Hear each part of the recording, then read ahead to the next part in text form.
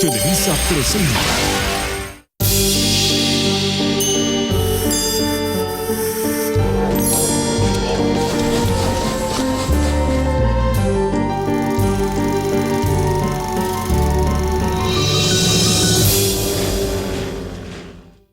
Al comenzar el siglo XX, la cocina mexicana transitó hacia nuevos escenarios que la transformarían para siempre. Así, aparecieron alimentos industrializados y aparatos electrodomésticos que, junto a la entrada de las mujeres al mercado laboral, hicieron posible un estilo de vida diferente que simplificaba las prácticas culinarias y privilegiaba el ahorro de tiempo. Hoy en día, la cocina mexicana está empeñada en forjar una identidad contemporánea propia a partir de las muchas tradiciones que la componen. Mientras eso sucede, ha hecho suya la tendencia mundial a una cocina que recupere el antiguo placer de preparar y degustar los alimentos, proteja el medio ambiente y dignifique la vida de aquellos que la hacen posible.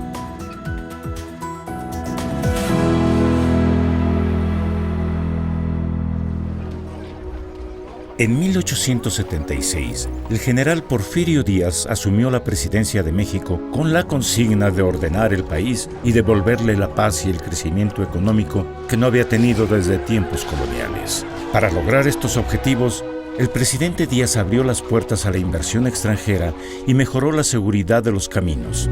Asimismo, reprimió la disidencia y promovió la integración de los mercados regionales mediante la creación de nuevas vías férreas. Por primera vez, muchos alimentos producidos localmente pudieron venderse en mercados distantes y el ferrocarril se convirtió en el símbolo de una nueva era. Ferrocarril que conectó sobre todo, digamos, la parte del centro, el occidente y hacia la frontera norte. Pero es la primera vez, digamos, en que se puede hablar de un mercado nacional de productos que tienen la posibilidad de llegar a lugares mucho más distantes y distintos de los que llegaban los arrieros. En el centro del país, el ferrocarril conectó a las haciendas pulqueras del Estado de México, Hidalgo y Tlaxcala con la gran capital, siempre deseosa de más pulque, la bebida tradicional desde tiempos prehispánicos. Si tuviéramos un mapa de aquella época de las vías férreas, nos vamos a dar cuenta que casi todos los trenes estaban orientados a traer el pulque.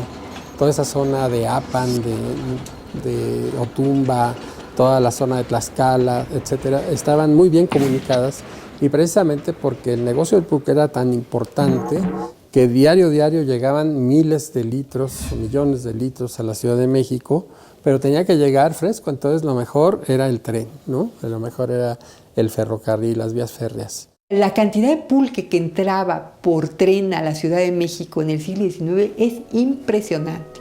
Síntomas de progreso se vieron también en otra clase de haciendas que sometieron sus productos a una incipiente industrialización. Tales fueron los casos de la caña de azúcar en Veracruz y Morelos, del cacao en Tabasco y Chiapas, del café en Veracruz y de algunos molinos modernos instalados en los trigales del Bajío y del noroeste de México. Un ejemplo notable de industrialización pecuaria tuvo lugar en Chihuahua, donde el poderoso hacendado Luis Terrazas puso en marcha procesos vanguardistas en la conservación de productos cárnicos. Él empezó a hacer unos frigoríficos y después empezó a empacar carne pues enfriada y después enlatada. Entonces yo creo que es el primero que conocemos en la historia que hace una producción de conservas en México, ya con la idea de la lata, ¿no? Hacia los últimos años del siglo XIX, en el interior del país, la producción de cerveza con métodos modernos involucró avances técnicos en cuanto a su refrigeración y embotellamiento. La ciudad de Monterrey principalmente, pero también las de Orizaba y Toluca, fueron pioneras en este ramo. En el siglo XIX aparece un señor José Calderón, que va a abrir una cervecería y fábrica de hielo en Monterrey. La señora Muguerza, que era su esposa, queda viuda y entonces ella después continúa el negocio de la cerveza y bueno, va a haber otras fábricas como la famosa compañía cervecera de Toluca, México, que llegó a ser también muy importante y que todo el mundo quería su cerveza de Toluca. Al comenzar el siglo XX, la Ciudad de México que se había entretenido en tiempos de guerra, se disponía a divertirse de veras en medio de la paz porfiriana. Los trenes que entraban a ella cargados de viandas, pulque y cerveza apuntaban a eso mismo.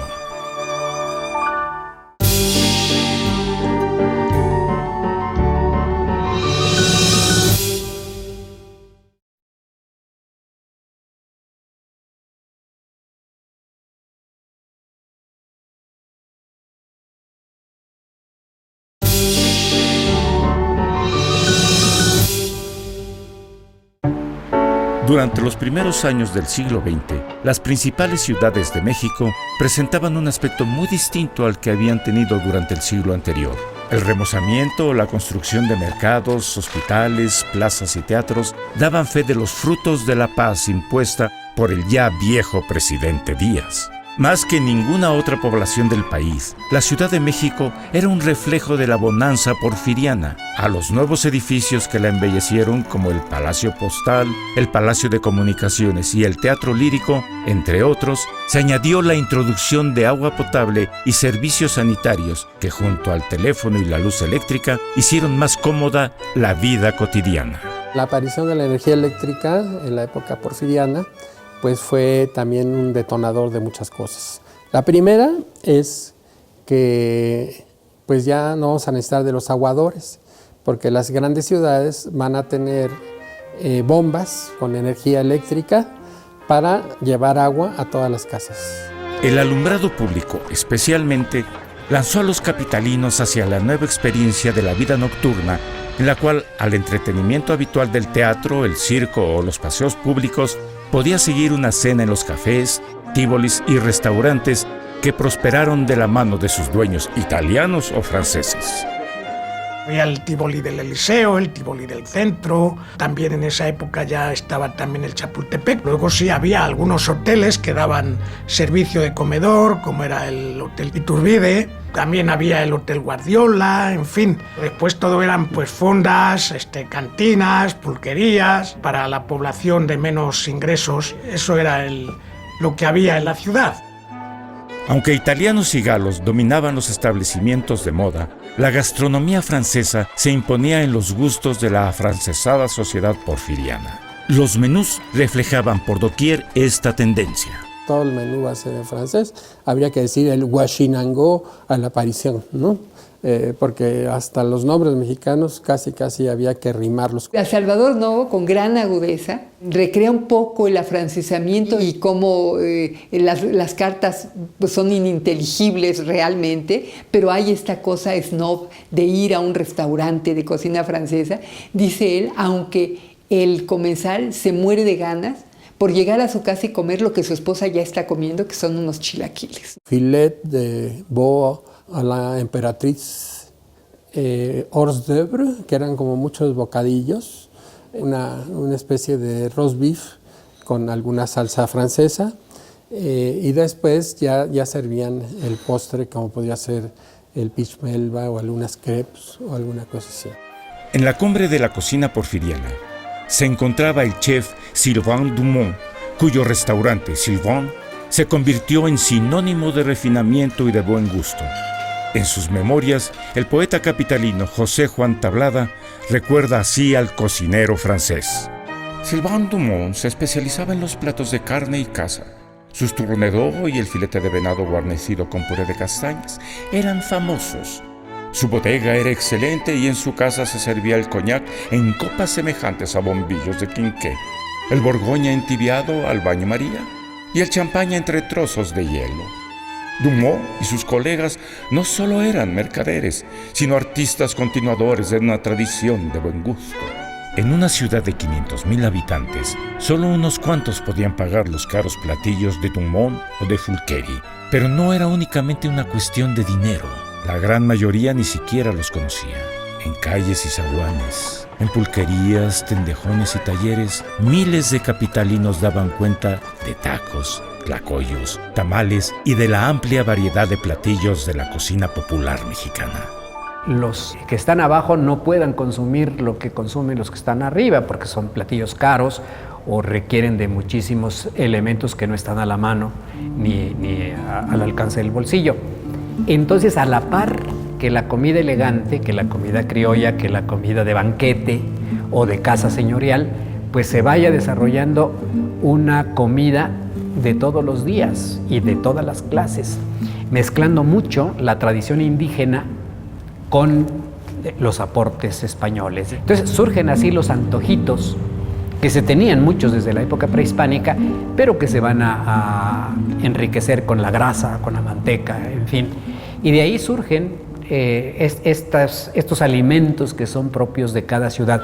Los lujos de la gastronomía capitalina eran desconocidos también en la provincia, donde solo algunos hoteles en las principales ciudades ofrecían servicio de restaurante. Sus dueños, para no variar, eran franceses por lo común. Y los hoteles que había, pues eran los únicos que tenían restaurante. Y claro, quienes iban a los hoteles eran viajeros de la comarca o de donde fueran, y claro, sí eran caros.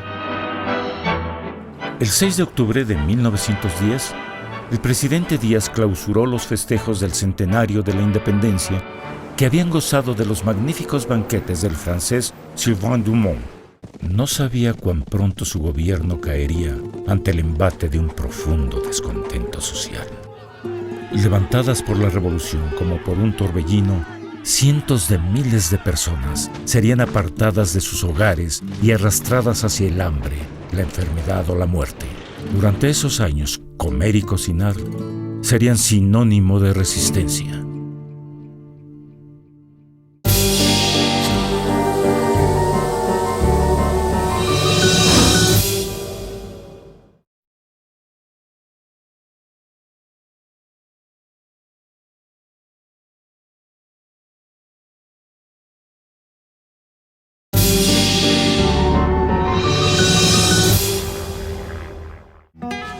Entre 1910 y 1920, la revolución mató a más de 1 millón de mexicanos, a veces en el campo de batalla, pero sobre todo a través de las enfermedades, las epidemias y el hambre.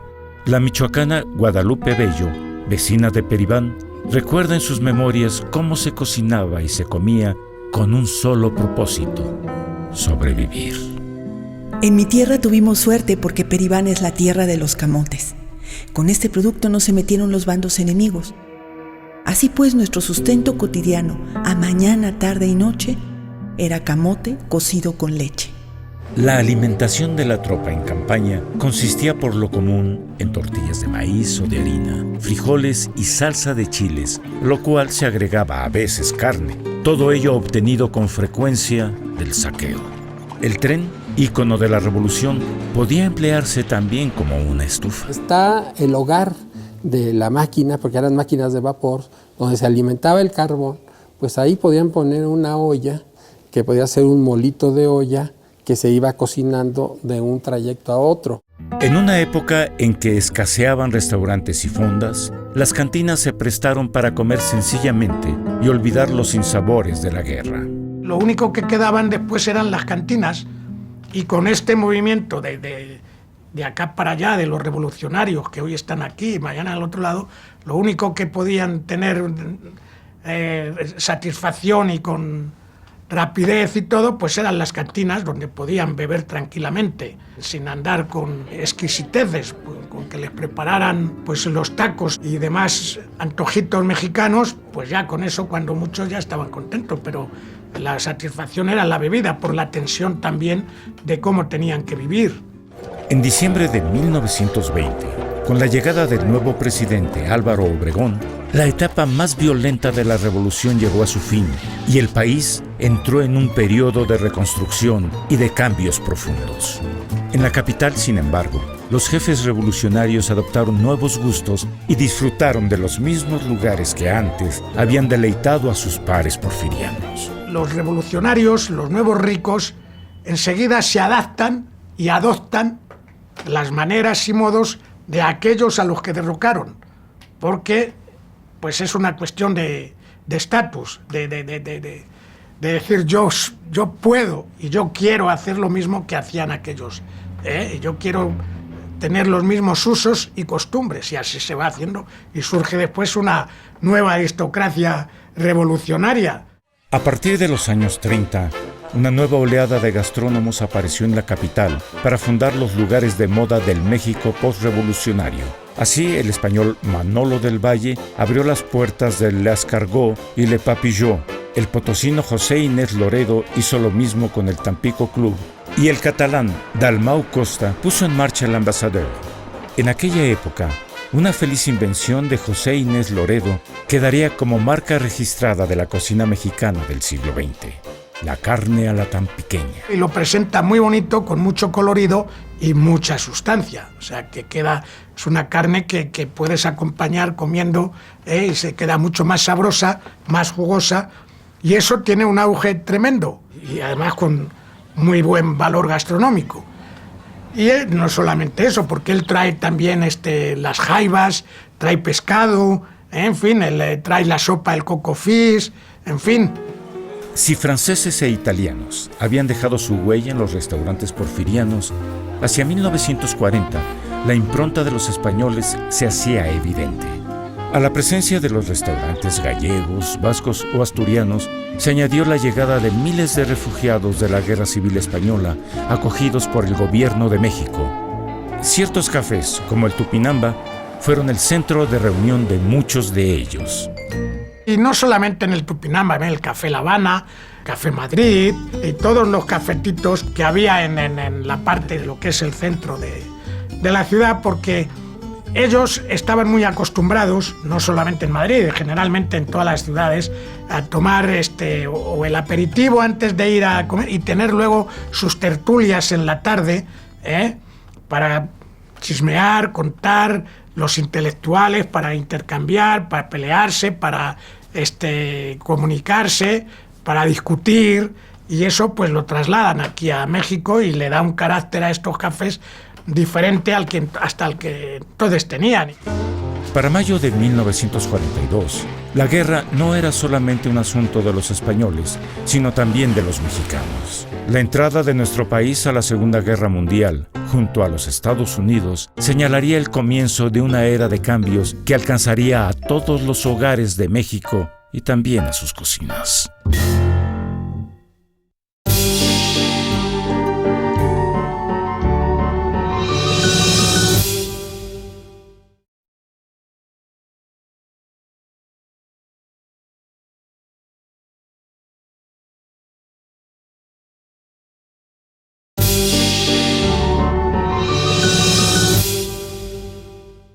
Durante la Segunda Guerra Mundial, la economía estadounidense se orientó hacia los asuntos bélicos y obligó a México a pisar el acelerador de su propio desarrollo industrial. Ávida de satisfacer al mercado nacional y al estadounidense, la industria mexicana se modernizó y se hizo competitiva. Dentro del ramo alimentario, la compañía comercial Herdes fue un ejemplo de industria familiar que aprovechó las oportunidades de la posguerra para crecer y mejorar la calidad de sus productos. En 1939, don Ignacio Hernández del Castillo había comprado a sus socios y primeros propietarios una empresa fundada en 1914, la Compañía Comercial Herdes, rescatándola así de la quiebra. Al terminar la Segunda Guerra Mundial y asociado con la estadounidense McCormick, Hernández impulsó la elaboración industrial de productos que, como la mayonesa, tenían su origen en recetas familiares. No existía la mayonesa en México. Entonces nosotros desarrollamos la mayonesa en México, que venía de una receta de mi abuela, mi abuela era francesa, ella venía de Estrasburgo. Hizo